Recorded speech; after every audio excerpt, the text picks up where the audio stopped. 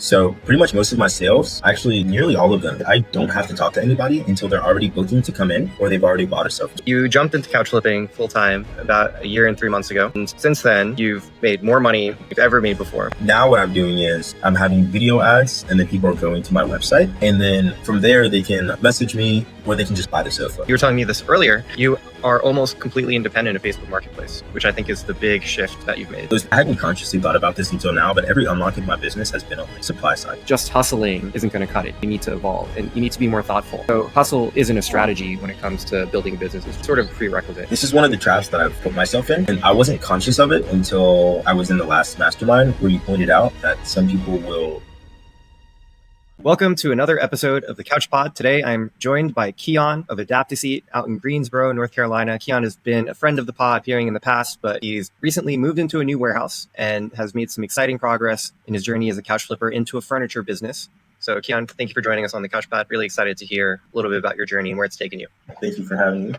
I've been an Ivy guy for a while now, so it's cool to come back and show how things have changed. Of course, and I think oftentimes when we bring people onto the pod, they're already so far along in their journey, and it can be hard to relate for a couch flipper that's just starting out. Maybe you're still in a storage unit, still in a garage, and so if we bring on a guest on the pod and they're doing $100,000, $150,000 a month, 5,000 square foot showroom, it's just not super relatable. Whereas your story is super unique because our first interactions were all via the couch coach kind of episode where you're just starting out and we're brainstorming actively, trying to solve problems in your business, and you've come quite a long way. Maybe you could back up a little bit and start with like your background, your story, where you started, and how you got to today. Yeah, so about this time last year was just a few weeks after I quit my job. And before that, I was a career mechanic. And then the immediate 6 months preceding me quitting was me giving car sales a go. And that was doing terrible. And I was trying anything and everything to get customers. And like one of the things that I did, which will be important for later and kind of how my business is doing now, is I was making 5 videos a week. And then whichever one would do well, I would make a duplicate of that. And I think learning that skill in that time because of how much I was struggling trying to make money. And keep in mind, right, like I was a career mechanic. And then when I entered car sales, I was making half the money. And I have a wife and 2 kids. Like that was not cutting it. So I was trying everything and I was trying really hard. And in that process, I picked up a skill that I think is translated to my business today. So July of last year, me flipping couches out of a storage unit had matched my income from being full-time at the car dealership. And I was working 9 a.m. to 8 p.m. So like probably wondering like how I had time to flip couches. I would pick them up in my off time. I would have someone else clean them. And then I paid a delivery guy to deliver them and collect the rest of the money. And I was using what I was learning from car sales on Marketplace. They would be like, because this is one of the questions I get, like, how do you get someone to give you money if they haven't seen the couch, if they haven't met you? I would shoot my number and I would say, hey, give me a call. And then I would call them and say like, hey, I'm going to send a delivery guy to bring me your couch. I just need you to give me a deposit. And people don't want to do that on Marketplace, but I got people to trust me. I would do anything. Like I would send videos. I would get on the phone call with them. I'm like, hey, look, like I get it. There are a bunch of scams out there. I have tons of reviews. So like, look at them. I'm legit. You can see me. I'm talking to you face to face. Give me a deposit, deliver these couches. But, doing that cuts into margins. So the fact that I was able to match my car sales income while also paying a delivery guy to fulfill, I just went ham on it. And I had got some consulting from you around that time. And I think you just told me like flip more couches. And that materially changed my business for sure. But then like I reached a point where everyone has a max, right? And like for me, that was 30. And you say for a lot of people, that's about 30. I would say like the next thing that changed in the business was me being able to get into a warehouse in February, which was about another 6 months after I quit my job, 6 or 7 months, because then there was like another operational efficiency. But one of the things that I've constantly struggled with is having enough inventory. And I think that's always been my problem.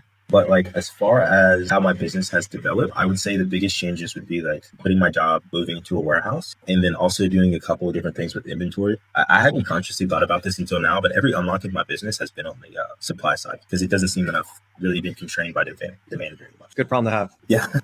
It's always the best problem to have is too many sales in essence, right? Like if you don't have enough supply, then the problem is that like you're selling through what you have. And I would say most high growth flippers have that problem from that they're just trying to figure out like how to keep up with demand. And then the ones that get stalled along the way run into some issue where they're like, and my account is shadow banned. I'm not getting like views on my listings anymore, but I tend to think that's like a lack of proactivity a lot of times. Now, I don't want to, assume too much about people's situation and the work that they're putting in. But I do feel like the flippers that are very aggressive and proactive about doing everything they can to maximize views on their listings or, get creative with building an audience and starting to build traffic tend not to fall into these ruts where they're like, things aren't moving. I have to shut down shop. And I've heard that from a couple people, right? Do you have any thoughts on that? Either I've never been a victim of shadow banning or I just don't believe in it. Just because I've had times where I've only gotten 2 or 3 clicks on a listing, right? So it's like, pull the couch back out, take new pictures, repost it, switch up the description. I think Facebook will kind of throttle if they see similar description all the time, same pictures, things like that. But also like diversifying channels. I don't use couch drops anymore, but I'm pretty sure during the time that I was doing couch drops and I'm posting 6, 7, 8 couches and then like 5 of them are selling in the first hour, I'm almost certain that those couches that I was selling probably only had maybe a few clicks on them before I got them sold, which most people would say like, oh, I'm shadow banned, right? But like if you start to get creative in the ways that you're selling couches, I just haven't seen it. I mean, even the comment you just made about pull the couches back out, take new pictures, put the listing back up again, I would think that a lot of the people that say they're shadow banned haven't tried that. Like they put the listings up and they're like, oh shit, it's not getting clicks. And then they just assume that that is it. That's the reality. That's like their reality. Whatever outcome Facebook hands to them is just what it is. Whereas if you have more proactive mindset and realize that the thing you can't control how many views or clicks Facebook gives you, the thing that you can control is how many listings you put up. So like try again, pull it out of the storage unit, take new photos, throw the listing back up, try a different account. Like if it was life or death, right? Whether or not you could sell this couch, you'd figure out a way. And you don't want to be operating on that like mentality all the time where it's like it's life or death. But having some like urgency to get things done leads to creativity, leads to better solutions, leads to being able to move those couches. So just kind of an aside for people that seem to be stuck on the sales and marketing piece. It could be, selection of inventory, it could be photography, it could be ups and downs in the market. Of course, those exist. But I think people are very quick to throw out this language of shadow banning, where it's like that's non-falsifiable. It's really non-falsifiable. None of us will ever know if we're truly shadow banned, right? Like for example, like a common argument they'll give for like, oh, I'm being shadow banned right now is like, I used to put up listings just like this 2-3 months ago, and I would get 4,000 clicks a week. And now I'm doing the same thing and I'm getting like 100 clicks a week. Okay. But that also assumes that the thing that you used to do is the thing that you should be doing today. And maybe it's changed. And so have you changed anything about your approach, right? And if you're doing the same thing and expecting a different result, maybe that's the problem as well. So I think also too, there's like genuine market swings, right? Like everyone knows tax time is going to be a bit of a better time. This time of year tends to be a little bit better, but I haven't been doing this enough years to really say, but like this is my second October. And from what I've seen, these tend to be good times. So I think sometimes there also needs to be an understanding that, yes, the market changes, but no, that's not an excuse. And that maybe you just need to be pushing a little bit more to incentivize someone to take that cash flow. And I'm sure there are people out there that have seriously tried and like they're not getting any clicks and, something's going on with your page, but like, have they made a new one? Right. And like, if that's the case too, and Facebook Marketplace, it's supposed to be an organic listing place. It's not for businesses. It's for like the everyday person. And I think like us flippers have been really fortunate to have a platform where we can make money for free. And at some point, you would expect that there would be limitations, and like it's okay. And there are solutions for it. And I think this is where the popularity in flippers looking for paid ad solutions has been rising. Yeah, so let's rewind just a bit and we'll get into the topic of advertising. So you jumped into couch flipping full time about a year and 3 months ago. And since then, you've made more money you've ever made before. Probably more money than that. I mean, definitely compared to selling cars, but even as a mechanic working full-time hours, I mean, you probably quickly surpassed that level of income. You've changed warehouses not once, but twice. Right? How many square feet are you working with right now? 4,400. 4,400. Okay, cool. And then you were telling me this earlier. You are almost completely independent of Facebook Marketplace, which I think is the big shift that you've made. Yeah, that's been a newer change this month. It was probably about 50-50 before, but it's looking more like 80-20, if not even more skewed so far, because my paid ad strategy has changed a ton over the last year. And I think like initially it just looked like boosting listings. And then people realized that that's like the same as marketplace, just a little bit more visibility. And then I ran paid ads to route people into a Facebook group. And that was working really well for a while. But one of the changes that Facebook started to make was, in my personal opinion, groups have been kind of declining a bit. Chat features being removed, that was one of the big things. And so I just kind of moved away from it. So from there, I switched to carousel ads for used couches to Messenger. And then I realized that the leads weren't qualified. So I started to add more friction. And so like what that looks like is, you say, hey, these are some couches that I have, message me, and everyone's messaging you. And then you realize that 80% of the leads are trash or wasting time. Now what I'm doing is I'm having video ads, and then people are going to my website. And then from there, they can message me or they can just buy the sofa. So pretty much most of my sales, actually nearly all of them, I don't have to talk to anybody until they're already booking to come in or they've already bought a sofa. So that's been really good in me getting my time back, because my biggest constraint on the business has always been, how do I get more couches in and how do I get them delivered while also still leaving time for marketing activities? And that's been a really big game changer, because I'm not spending days on end trying to chase people down, texting them, focusing on that. And I can just focus on like not so much sales, but like the more upper funnel activities, like getting people familiar with my business, familiar with the brand. And then also like spending my time trying to get more couches in here. One thing I want to highlight is just this mindset of constantly iterating in the business. So you've been at this full time for a year and 3 months, and in that time period, how many times would you say you've changed the way that you think about your sales and marketing, think about your listings, think about tracking customers? Like, how many different approaches have you experimented with in that past 15 months? Yeah, so many, because I literally just named a bunch right there, and it's only been not that many months since I quit, like boosting listings, going ham on the marketplaces, and then paid ads with carousels, and then like getting people through the website, or like getting people into the group and then converting them from there. These ways of getting customers are vastly different. And to get really good at something, I think it takes a lot of time. I'm normally not the person that would recommend switching so much, but I think for me, it's just worked because I've spent so much time on it, trying to learn these new acquisition channels. So I know the way that I get customers is actually counter to what I would recommend. To be honest with you, for most people, I'd probably just recommend pick a channel and then go ham on it until it works. But if the juice isn't worth the squeeze, you have to pivot, right? Otherwise I have to go back and get a job. Yeah. Well, I think your thought process and your situation is somewhat unique to a lot of flippers. So you're right. Like, I would probably recommend to most people to do something different than what you did, right? Yeah. Especially starting out, which is like, you're talking about this earlier. Facebook Marketplace gives you a platform to build a business without needing to like put in a bunch of capital, have like supplier connections, figure out your own distribution. It kind of gives that all to you on a platter. And the people that do really well at couch flipping as a hustle are the ones that like are constantly glued to their phone, looking for deals, beating out the competition to the best deals. Maybe they use a sourcing tool like ours. They are really tenacious with their listings. They're taking good quality photos, and like they learn the game and they optimize playing for that game. And then, you can scale that all the way up to like 30, 40 flips a month, even if you're busting your ass, but you don't really have a business. You have a hustle business, which means like finding inventory off Facebook Marketplace, then being able to sell that inventory off Facebook Marketplace as well. Having your own supply, having your own acquisition channels and your own distribution channels. Just hustling isn't going to cut it. You need to evolve and you need to be more thoughtful. So hustle isn't a strategy when it comes to building a business. It's sort of a prerequisite. Everyone needs to be working hard. And so I don't think you ever even got to that point, Keon, right? Where you're doing pure used couch flipping, 30 flips a month consistently. I only did it 1 month. That was it. Yeah, because in February is when I bought my first liquidation loan. And then once that happened, and I think my net profit that month was 9,000, and like that was the most I ever made. So I was like, well, I'm not hustling again. And like, if I can just do this, because this is one of the traps that I've put myself in, and I wasn't conscious of it until I was in the last mastermind, where you pointed out that some people will, look at themselves and say like, if I'm not doing all the work and I'm not like going ham on this 24/7, then I'm not working hard enough. And that's something that I struggle with. But I realized that the tighter that I tried to grab on to every single task, the more I was running around town, wasting time and looking at the day and being like, I need to get everything done that I need to get done. And I think things tend to go up for me when I start to try to play a little smarter, and instead of trying to hustle hard. Now, you always have to hustle hard, always.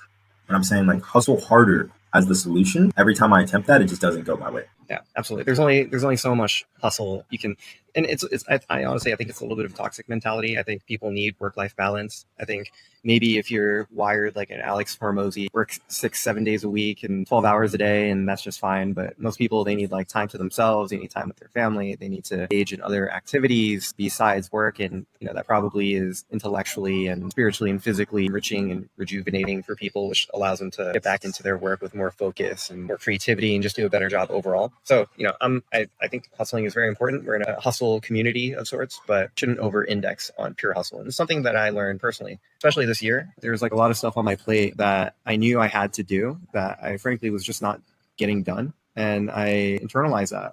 in a lot of ways. And I started kind of like not melting down, but like, feeling very guilty because I knew I had shit that needed to be done, but it seemed like the deadline just kept getting pushed like further and further back. Whereas like I recently realized that like a lot of these problems can be solved with money. Like I know what the problems are and I know relatively what the solution is. I don't necessarily have to be the one doing the work. I can hire someone. I can bring in other people, train them, utilize their skill, their labor in order to solve these problems. And yeah, you should be looking to offload if you want to turn this from a hustle into a real business, for sure. Yeah, for sure. And I think to your point of like what you said about being toxic, there was something that you said to me one time about having stress and how that affects your ability to create and work effectively. And I think there's a difference between a guy that makes handmade blankets and then people are interested in his blankets and then he just keeps raising the price with the demand. And with couches, this isn't really possible because we have a retail anchor. So this isn't like a craft where we can just infinitely raise the price based on our demand or something, right? So we're kind of constrained in that way. So there's kind of a necessity in being an entrepreneur and saying, like, if I was the market maker, how do I make more of these just to fit the demand, right? And I think that second person is more suited for a couch flipping business, or more so a furniture store, because at some point you're no longer a flipper, especially if you're selling other items in your buildings. And I've heard of the guys that they have their full-time job and then they make an extra $10,000 in net profit a month just by doing maybe an extra 10 hours a week, and they're really efficient in that way, and they're like PS tier flip. But if you want to go down a different path and build a business that you can like step away from, I think there's a different approach that needs to be taken. And I don't think that approach includes you doing every single task and putting more hours in to get more money. I think that includes building systems. And in the example of me saying that my advertising strategies weren't working for the time, and I think that was something that I actually initially heard from Grant Howard. He had pointed that out. Like, you can't, if you're trying to build a business, you can't spend all your time doing these one task. And I think, there's the example of that being a restriction on flipping as far as like running out, picking everything up yourself, doing everything yourself. But that's also a restriction with advertising, chasing leads down, trying to get people instead of having people come to you. Like, I think that shows up in different areas of the business, not just. Yeah. And, just to be clear, like what you're talking about with like these guys that are really optimized or making 10K net profit and they're hustling, like that's a great place to be. I don't think they're doing it part-time. I don't think there's anyone who's making 10K net profit flipping 10 hours a week. It's just not possible. I think maybe if you're doing 10 hours a week, you can make 3,000 to 5,000 reasonably net profit in a month, depending on your market and if you're focusing on really high value items. But okay. So like a full-time flipper that's really optimized can make 10K net profit a month, but then you're subject to the ebbs and flows of Facebook Marketplace. Like, you are completely platform dependent. And I think that's fine for some people. If you have a full-time job and you just need this money on the side, or even if you are like this is your full-time thing and that's just where you want to keep it, that's great. Just understand that about yourself. But if you have an aspiration to go bigger and better, it's not an easy road. It is like you're going to have to sell much more couches. You're going to, like, for example, you're probably going to have to double to triple your gross revenue to make about the same amount of net profit as you would if you were a solo flipper in a storage unit doing all the work yourself. As soon as you move into the bigger space, as soon as you start incorporating the labor of other people, as soon as you start getting to new products or products that you have to buy wholesale or pay a little bit more for, your margins get eroded. But this is just part of the process of building a business. And then those are the downsides, but there are also pros in running a business too, in that you have more control over the direction of your business, the outcomes. You can put people on, you can have more of an impact on your community, you can build something with longevity, you can actually exit and sell the business at some point in the future as well. These are, so I think people should know what the lay of the land is. And, there are only so many variations of what this can be, right? And so you kind of fit into, I guess, one or the other, like one category or the other, somewhere in between. And I think people don't have a clear understanding of that sometimes, right? Like this is kind of like the universe of what couch flipping is. So pick a lane, right? And understand which lane you're in and then try to play as effectively within that lane as well. Some people don't have a desire to build a big business. I think one of the struggles sometimes with couch flipping are focusing too much on the vanity metrics, one of which being revenue, right? Like if your revenue is super up there, but your margins get eroded and you're bringing home, $2,000, $3,000, $4,000, $5,000, then that's like, you might be better off just, if that's not strategic in the overall growth of the business, to maybe increase that net profit longer time or getting your time back. Like, if your goal is to have a business that you can take a vacation and still make money, that's one thing. But like if you've built this machine to where like it's still requiring so much of your input to where you can't step away, and then you're making less money than you maybe were at a storage unit, and that's kind of the point where you look and go, what am I doing? So like I think it's important. It's been really important for me to look back and say, like, what do I want to build? Start there, and then be intentional about that, because I think building blindly is how people get stuck in these traps of like, this is not what I thought I was doing. Yeah, I think it requires some level of self-reflection, and people are not necessarily the best at doing that sometimes, right? So yeah, being intent, like knowing like yourself, knowing what your goals are, why you're doing what you're doing, having some intentionality can help you avoid going down the wrong road, making mistakes in growing this business. So, I mean, on the onset for you, I think you had a pretty big dream, right? And so you've upgraded warehouses twice in 15 months. Like, what was your kind of thinking behind that? Like, why not just kind of operate in the storage unit? You know what I mean?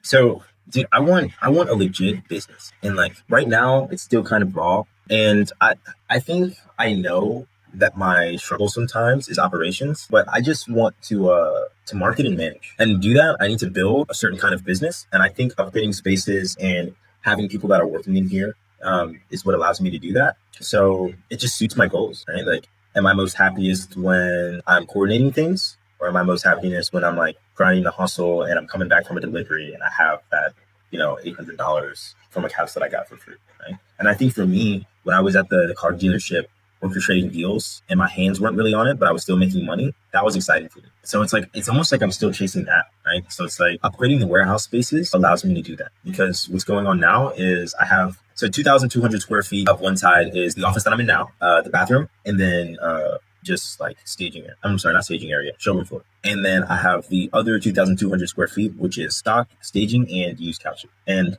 what that's allowed me to do is have a cleaner and a driver that both work for me part time, so that I can sit in my warehouse at times. And unfortunately, they caught out on me today. So that's what comes with having people that work for you and stuff. And then you start getting into a pinch. But like now, I can meet with customers and sell, and send someone out to deliver something. Or I can.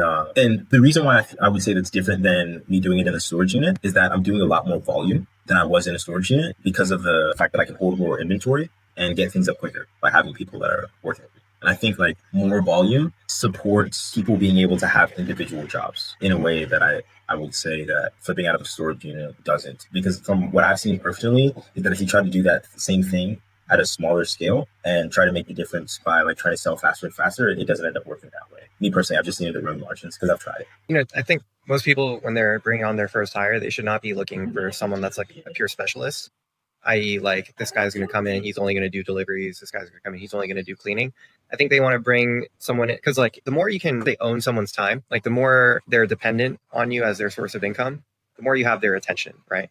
And so if you're only bringing someone in 5-10 hours a week, he can't survive off that, right? And so he's by necessity going to be doing other things, and he's only going to, so you only have a fraction of his mind share. So as much as possible, try to have more mind share from that individual. And, early on, if you're making this hire and you're only doing 15, 20 flips a month, there's not enough work for him to do that just doesn't cut into your own margins. And so, yeah, like getting them more involved. So they should be helping you with pickups and deliveries, but maybe they can also help you with cleaning, right? There are various tasks in the business that people can assist with. And especially as you scale, people can become more specialized. But I think that initial hire should be more of a generalist. And I'm glad you pointed that out, because that's actually personally affecting my business right now. Like when I say that I have a cleaning guy and a delivery guy, that's not the only thing that they're doing, right? Because like I have a guy that's a firefighter, and he works in odd schedule. It's like 3 days on, 2 days off or whatever. And then I get him when he's off. And then I have another guy that works at Amazon. It's like a similar like funky schedule like that. And I get him when he's off. But I just know that the two guys that I'm with, they're filling the gaps of each other. And one guy I know is specifically better at cleaning. And then the other guy is better at delivering. But they still do everything, because they're part-time guys and they're just there to help get stuff done. And in the last 12 days, I've done 23 flips, which is like a pace of 2 a day. Even at this level of volume, there's no way that I could, there is a way, but there's no way I could do that without eating up a ton of net profit of having like a full-time delivery guy and a full-time cleaner, right? So I would say that like I would probably need to be at the scale of like 60,000 in revenue plus before I would even consider having like one full-time specialist guy. And I know that seems like a lot of revenue to like get that person, but I think until then, and this is just me personally, my goals for my business, I'm pacing 40K, if not a little bit more. And I just don't see the necessity in having someone on here full time, even at this volume. I think that's right. Yeah. I think it pays to be really scrappy with your labor. Like one of the biggest mistakes we made as a company was before we were IV Flip, we were IV Financial, and we were doing like financial services for gig workers. We raised some money. We opened up this office in New York City, had employees, we're paying them New York salaries, and the company is making $0. Right. And if I could go back, like we wasted so much money in that first year, just setting it on fire in pursuit of this idea. Whereas like we could have been way more scrappy with the money that we raised, and we would be in a much better position today if we had done that. And today we are a very scrappy company. Like I have help around me, but that like they're not getting New York salaries. Right? Yeah. So it's like I'm figuring out like where we can strategically bring in some labor and fill in the gaps, and do so in a way that we can still maintain margins and have some profit at the end of the day. And so the same hustle mentality that you apply to a flip, like you need to apply to hiring in your business operations, especially early on.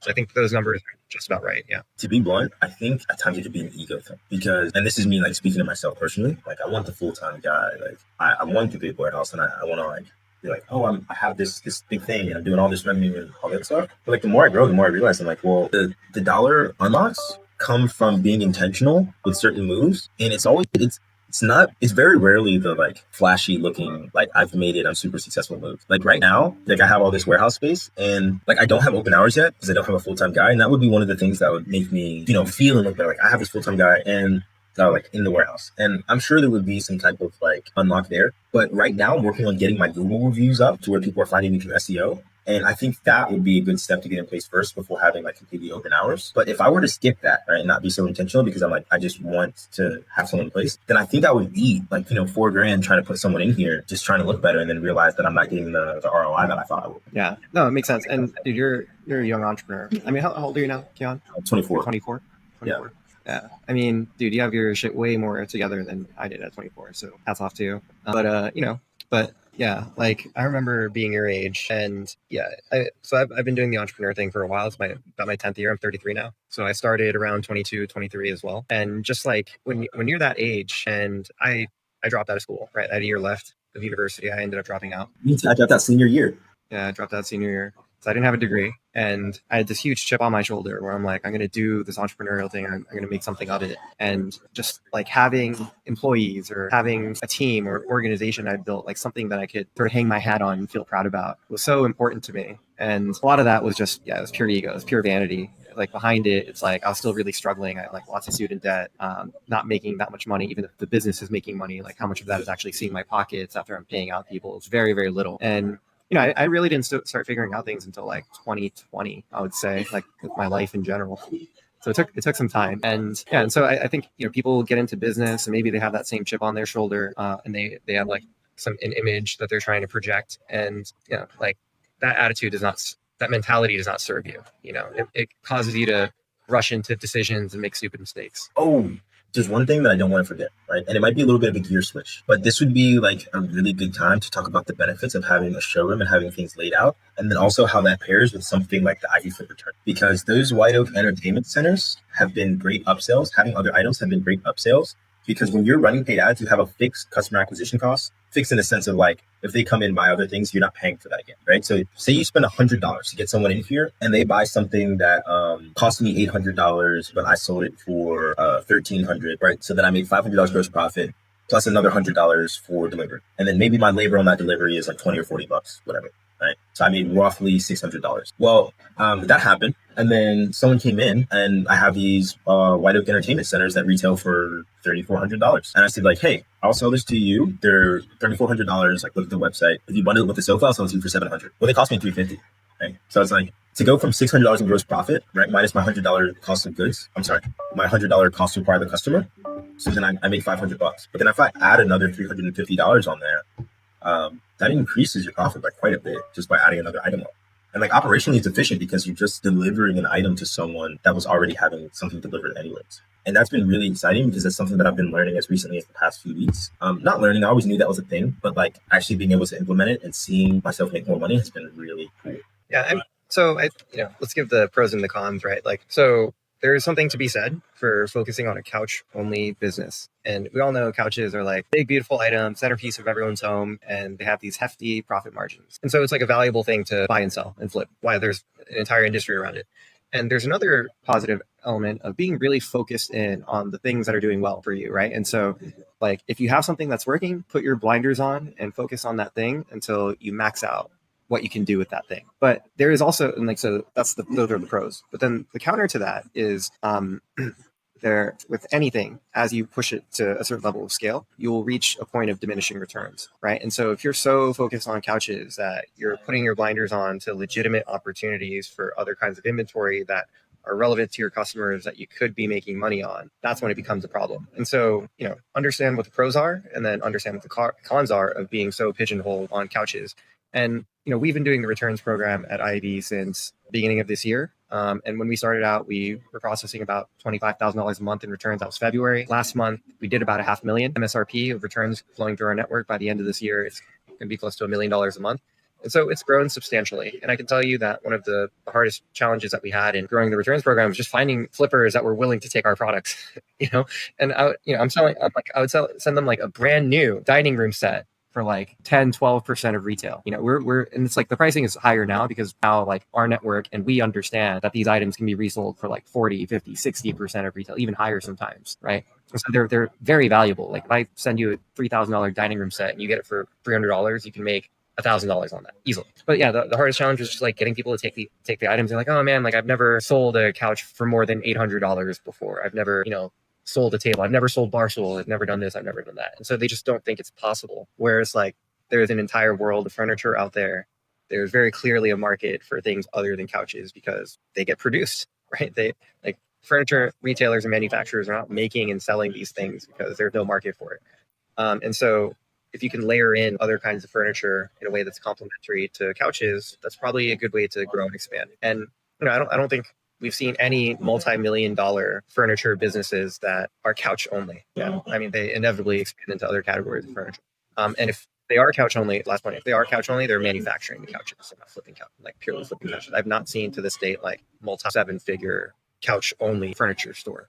I think the reason why is because it's so much easier to add money than to, like, when you're at scale doing volume, than to add a little bit more, right? Because that thing you said about diminishing returns, say you're at 60 flips a month, right? Like if you just add $20 to each order, isn't that like $1,200 added, right? And it's like that goes straight to your bottom line, depending on what that $20 is, right? So it's like if there's a fulfillment piece to that changes it, then that's one thing.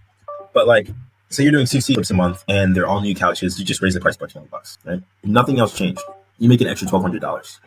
And I think with adding on items that you were going to deliver some things anyways, that's what makes it such a... Absolutely. I mean, just finding these easy opportunities for upsells. I mean, I had this guy on the podcast the other day. He's the VP of sales or director of sales at Lynch Furniture Company. And basically what they do is they work with furniture stores when they're, having like an outlet, like a clearance sale or going out of business sale. And they'll come in, they bring their staff and they basically run a clearance sale for you, right? And so they teach you how to like arrange the showroom floor for optimal foot traffic. They train your salespeople. They bring their own salespeople. And one of the like tricks up their sleeve that he was referencing is like they'll bring in their catalog of rugs and they'll position it like right at the entrance of the store. And then they'll have like an experienced salesperson who's able to, talk to customers like, here's this rug, here's how it's manufactured, here's why you might be interested in it. And it's kind of like, how they do the layout of the grocery store so that, you're passing all the, here's like the fresh food and the meats like all the way in the back. And then you have to like kind of walk through the junk food and the processed food to get there. And then how they have the candy in the front. So like the positioning of the items makes a difference because if they're going to go in and look at the big dining room set, the bedroom set, or the sofa and the sectional anyway, you can kind of hide those in the back. And then you can have some of the stuff that there's definitely going to be interest. People can be curious about these items, but maybe they're not going to come into your space looking for those items on the onset. And they like a good chunk of the sales that they generate come from these ancillary items like coffee tables and rugs. And so, you definitely can make money upselling these. And it just requires some thoughtfulness and some strategy to go along with it. There's a reason why when you go to McDonald's, right, I think they stopped doing this, right? But they used to ask like, do you want to supersize that? Yeah. Do you want to turn it into a meal? Do you want to turn it into a combo? You can get the large combo for just 10 cents more. And you're like, oh my God, like I can get double the fries for just a small percentage more. And so you got to think like, why would they do that? It's because they already have you there. They might as well maximize the revenue that they're bringing in. There's no, like to your point, your cost of acquiring the customer is exactly the same. So when they're in your space and you have an at-bat, you might as well try to sell them some more things. I'm excited to see how that transforms because I just started doing that while having the items in here. So, while I have them, I'm going to try to sell them. Like these extra items that aren't couches, they've mainly been, I haven't even gotten much interest from them on these marketplaces. Or like I have, but they've sold from people that were already buying something from me more so than me marketing them as standalone items.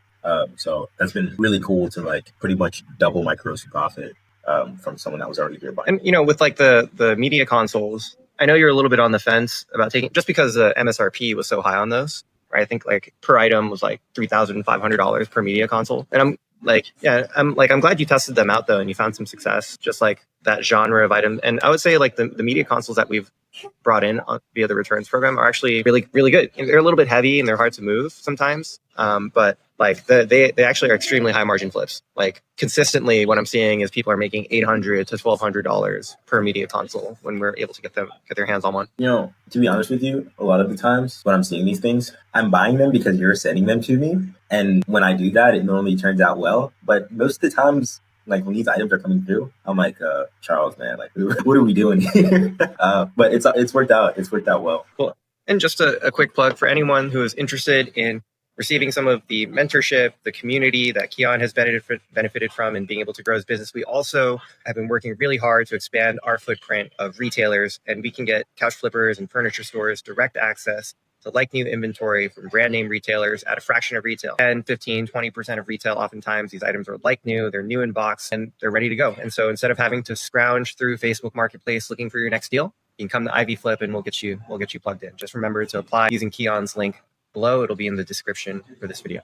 Well, thank you for having me. I think that was the perfect conclusion because I was actually just about to say I got to retire. Yeah, we got a jet. So, hey, Keon, as always, great having you on. Thank you for coming back, sharing your story. And I think we're going to keep a careful eye on, progress to come soon in the future as well. So if this is what I was able to do in a year, I'm excited to see what this looks like this time.